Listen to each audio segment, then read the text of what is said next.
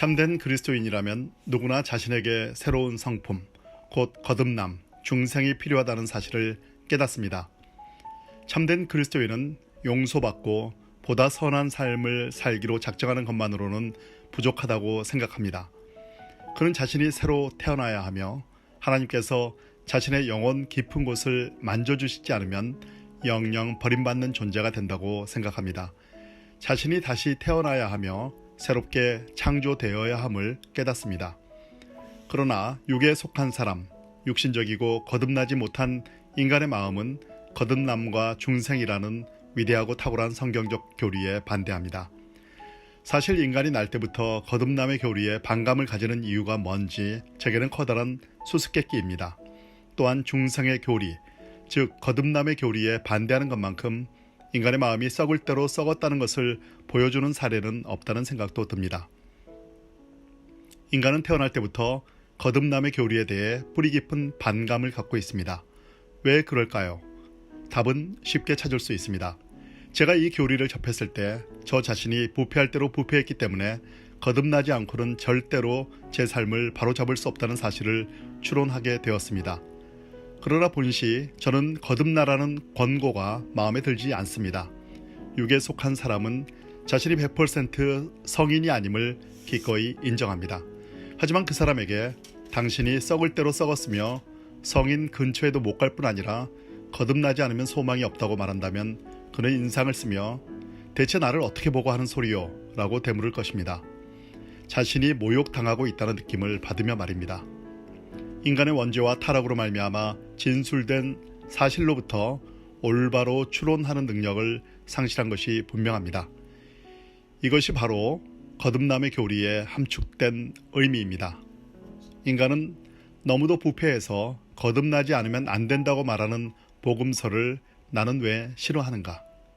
밤중에 찾은 예수님으로부터 사람이 거듭나지 아니하면 하나님의 나라를 볼 수 없느니라는 말을 들은 니고데모와 같이 내가 온갖 수고와 노력을 다했음에도 아직 멀었다는 말을 들으면 나는 왜 기분이 언짢아지는가?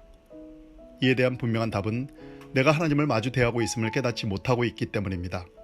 우리의 관심 대상이 인간이 아니라 하나님이라는 사실을 일순간이라도 깨닫는다면 우리는 우리 자신이 얼마나 타락했으며 얼마나 무력한지를 즉시 깨닫게 될 것입니다. 우리가 거듭남의 교리를 싫어하는 또 다른 이유는 우리가 우리 자신의 실상을 깨닫지 못하고 있기 때문입니다.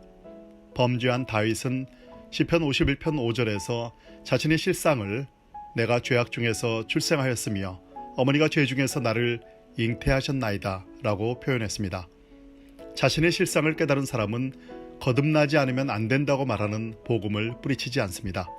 이와는 달리 자신은 선하게 이를 데 없으며 어쩌다 보이는 성격상의 결함은 매우 손쉽게 고칠 수 있다고 믿는 사람은 이 복음을 거부합니다. 결국 우리의 궁극적인 문제는 교만, 자기만족, 자긍심, 자기 과신입니다. 복음이 들어오면 우리의 자아는 치명타를 입습니다. 썩 내키는 일이 아니지요. 그래서 거듭남의 교리는 우리에게 거북한 교리이며 자존심 상하게 하는 교리이지만 기독교 교리의 핵심입니다. 그러면 우리가 거듭나야 하는 이유는 무엇입니까? 이 질문에 대한 답은 먼저 반역과 위선을 일삼는 우리의 본성 때문입니다. 다윗은 자신의 마음 안에 부패한 그 무엇이 있다는 사실을, 자기의 본성, 자기 존재의 깊은 곳에 진실함이 없다는 사실을 통감했습니다. 예레미야 선지자는 인간의 죄악된 본성을 만물보다 거짓되고 심히 부패한 것은 마음이라고 기록했습니다. 여러분은 자신을 신뢰합니까? 그렇다면 여러분은 아직도 주제 파악을 못하고 있는 것입니다. 자신의 마음이 일그러지고 빗나갔으며 뒤틀려 있다는 사실을 아직도 깨닫지 못했습니까? 영혼 저 깊은 곳에 있는 위선이 보이지 않는다는 말입니까? 우리는 모두 위선자들이며 우리는 모두 가면놀이를 하고 있으며 우리는 모두 가장하고 있습니다. 우리는 하나님과 대면하고 있기에 그런 상태 가운데서 손을 쓸 수 없는 전적으로 무력한 존재들입니다.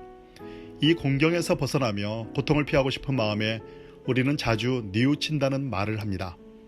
하지만 하나님이 개입하시면 그 모든 것은 물거품이 되고 맙니다. 하나님은 우리의 말이 아니라 중심을 보십니다. 그분은 우리 중심이 진실하기를 원하십니다. 우리는 중심을 보시는 주님의 낯을 피할 수 없습니다. 여러분이 그저 죄책감과 비참함에서 벗어나는 일에만 골몰한다면 참된 그리스도인이 되기는 아직도 멀었습니다. 그리스도인이라면 여기서 한 걸음 더 나아가 우선적으로 자신의 중심이 신실해야 함을 절감합니다. 그리스도인은 하나님의 시각에서 자신을 살핍니다. 우리 마음속을 깊이 들여다보면 위선과 거짓이 가득한데 주님께서는 중심이 진실함을 원하십니다. 그래서 우리는 반드시 거듭나야 하는 것입니다. 거듭나야 하는 다음 이유는 우리에게 지식과 지혜가 부족하기 때문입니다. 다윗은 영혼 깊은 곳에서 지혜를 달라고 이렇게 간구했습니다. 보소서, 주께서는 중심이 진실함을 원하시오니 내게 지혜를 은밀히 가르치시리이다. 죄에 빠진 우리에게는 우리 자신을 조명할 외부의 빛이 필요합니다. 하나님의 지혜가 필요합니다. 하나님의 지혜를 받은 다윗은 이제 자신에게 정결한 마음이 필요하고 새로운 성품이 필요함을 깨닫습니다. 우리도 그럴 것입니다. 우리는 자신이 더럽혀지는 원인을 세상에서 찾습니다. 그러나 예수님은 문제는 우리 안에 있음을 따끔하게 지적하십니다. 그렇습니다. 문제는 눈에 보이는 것이 아니라 그것을 해석하는 내 마음 속의 그 무엇입니다. 그것을 깨닫고 자신을 직시한 다윗은 자신의 마음속에 정한 마음을 창조해달라고 탄원합니다. 저주받을 대상은 우리 마음속에 있는 죄입니다. 그래서 우리에게는 정한 마음이 필요합니다. 다윗은 한 걸음 더 나아가 자신의 힘으로는 그런 마음을 창조할 수 없다고 고백합니다. 제 아무리 굳은 결심을 하더라도 마음은 결코 변화될 수 없음을 다윗은 누구보다도 잘 알고 있었습니다. 하나님만이 정한 마음을 창조하실 수 있습니다. 하나님만이 새로운 성품을 주실 수 있습니다. 다윗의 고백을 들어봅시다. 내게 소망이 하나 있다면 그것은 무에서 천지를 창조하시고 흙으로 사람을 빚으시고 생기를 불어넣으신 하나님께서 내 안에 정한 마음을 창조하시고 새로운 성품을 입혀주시는 것입니다. 여러분, 이것이 구약 성경의 외침입니다. 다윗은 이것이야말로 자신에게 절실히 필요한 것임을 간파했습니다. 다윗뿐 아니라 모든 사람의 절실한 필요는 하나님께서 우리 삶의 한가운데 찾아오셔서 일하시는 것입니다. 이것이 신약 성경의 복음서와 거기에 들어있는 놀라운 메시지의 핵심 그 자체입니다. 복음의 영광스러운 메시지는 내가 용서받았다는 사실에 머무르지 않습니다. 물론 내가 용서받았다는 것은 하나님께 감사할 일입니다. 그러나 저는 그것으로 성에 차지가 않습니다. 저는 더 이상 죄를 짓지 않았으면 좋겠고 이같이 중요한 문제와 철저히 씨름하고 싶고 죄짓게 만들고 유혹에 빠뜨리는 내 안의 어두운 세력을 완전히 없애버리기를 갈망합니다. 이것이 바로 복음이 제시하는 해결책입니다. 곧 거듭남과 새로운 창조, 다시 태어나며 하나님의 성품에 참여하게 된다는 놀라운 교리입니다. 하나님의 아들이 세상에 오셔서 육신의 몸을 입으신 것은 새로운 인간과 새로운 백성을 창조하셔서 새로운 왕국을 세우시고자 함이었습니다. 예수님은 자신에게 나아오며 깨끗한 성품을 입어야겠다고 생각하는 사람들에게 자신의 성품을 덧입히십니다. 그러므로 누구든지 그리스도 안에 있으면 새로운 피조물이라. 이전 것은 지나갔으니 보라, 새 것이 되었도다. 복음에 대해 다음과 같이 생각하는 사람을 보면 저는 너무나 화가 납니다. 하나님은 사랑이셔. 그래서 그분은 예수 그리스도 안에서 너를 용서하신 거야. 그러니까 이제부터는 마음 고쳐먹고 새 출발하라고. 이 말이 제게는 복음을 부인하는 것으로 들립니다. 부디 오해 마시기를 바랍니다. 복음은 여러분의 죄를 용서하며 돌이켜 새로운 삶을 살라고 촉구하는 것으로만 그치지 않습니다. 복음은 여러분을 완전히 새로 태어나게 하며 하나님의 진정한 자녀가 되게 하며 하나님의 온전한 성품에 참여하도록 합니다. 복음은 하나님께서 우리 가운데 찾아와 거하신다고 말합니다. 바울의 말처럼 이제는 내가 사는 것이 아니요 오직 내 안에 그리스도께서 사시는 것입니다.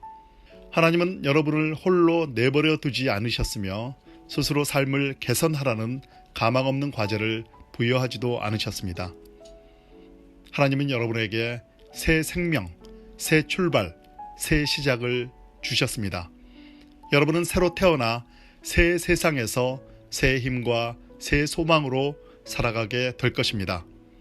하나님이여, 내 속에 정한 마음을 창조하소서.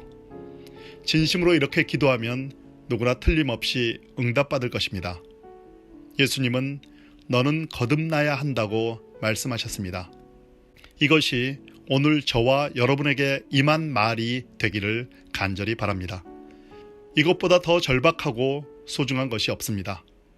이 말씀을 깨닫고 그리스도께 순복한 사람은 다시 태어납니다. 거듭납니다.